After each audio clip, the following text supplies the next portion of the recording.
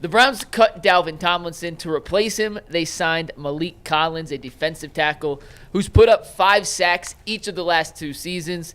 Jason will spend a minute or two on this, but he's older. The advanced analytics look pretty good on him.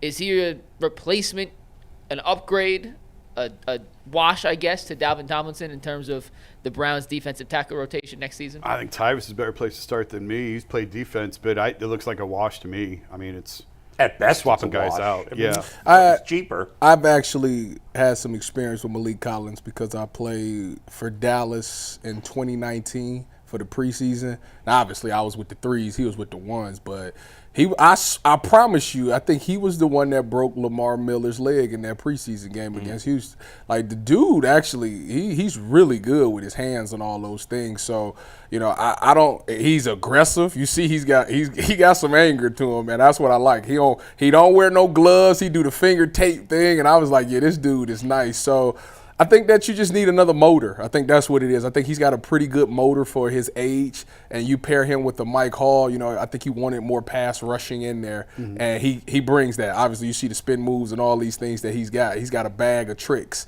So also you help him Mike Hall because he's going to be able to teach him some things.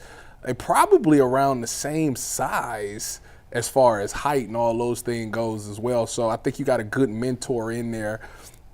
And I think he could be effective in there for sure. I mean, I think that he'll have opportunities to bring a pass rush down the middle, and you got 2 D tackles now that can be a pass rush, which is going to help Miles out as well. So I think that what it looks like to me is they're trying to get their D-line to be productive again. They're trying to, because they understand that they're putting their DBs out there on the island for too long and they're not getting home. So I think they went out and got guys that can get to the quarterback.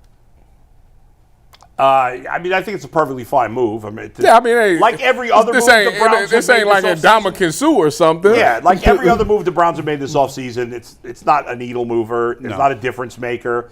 Another fine player. I mean, you put him in for Tomlinson. He's, a similar type of player. Maybe he's a little bit better of a pass rusher. He's a better pass rusher. For sure. It doesn't really matter. It's a perfectly fine move. Yeah, he grades much higher in terms of pass rush than run stop. So yeah. Just something to throw out there. The Browns have made the kind of moves we thought they would. I mean, they've got some, decent players at the shallow end of the pool. I mean, what did people think they was going to do? Right, it wasn't going to be a monster. We got $19. So what are we going to do with that? Well, and not to mention, there was nobody worth spending big money on here. Right. That's it. Right. The only guys that seem to be getting big money are the guards, and the Browns didn't need a guard. And tackles, offensive tackles. I guess, but what offensive?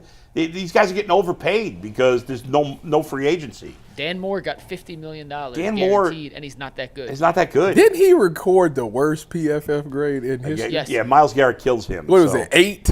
He got 9.3. I missed that. He got $50 million guaranteed. Yeah. 82 total, Titans. 50 guaranteed. Insane. Wow. The Titans have been spending like crazy. Yeah, they got money. They're still gonna. They say it ain't tricking if you got it. Anyway, I mean, all these moves, it's just nothing's overly exciting. Move the needle. If the Browns are going to go, let's say the Browns are going to go at Russell Wilson and try to get their quarterback in the future, either later in the draft or next year. Will Howard, as Jay Crawford would say. Yeah. Who was just saying? Dustin spoke to somebody with the Buckeyes organization. Go Bucks. About Will Howard and asked him, hey, what do you think he's going to be at the next level? And he said he's going to be like a game manager type. Yeah. Yeah. Decent player, but not the high end. I could see him spending 10 years in the NFL as a backup. Yeah, or maybe like one of these lower tier starters that you're always Andy Dalton's that you're like he's good, but I think he could have a long career in the NFL holding a clipboard. Yeah, well, we're not going to draft him in the first round. I hope that ain't the case. Real quick, before we get to Jason's article, here would be my game plan if you're going to go with Russell Wilson and you're not going to take a quarterback at 2. Okay. What I would do is I'd draft Travis Hunter at 2. Okay, I'd bring in Keenan Allen as a veteran wide receiver, and now you have a decent wide receiver core for Russell Wilson this year. Then I would draft a running back either the second or third round because you need that bell cow back. I'd draft a tight end. Apparently, it's a very deep draft in tight ends and running backs. Everybody would get that from Bowling Green. And then when you get your young quarterback later or you get your young quarterback next year, that quarterback would come into a decent situation with some good young receivers, potentially a really good running back, a real bell cow back. Maybe you got 2 tight ends. It could be a situation that in the next year or two, if they can find the right quarterback, and I know that's tougher if you win more games than Russ, I get it.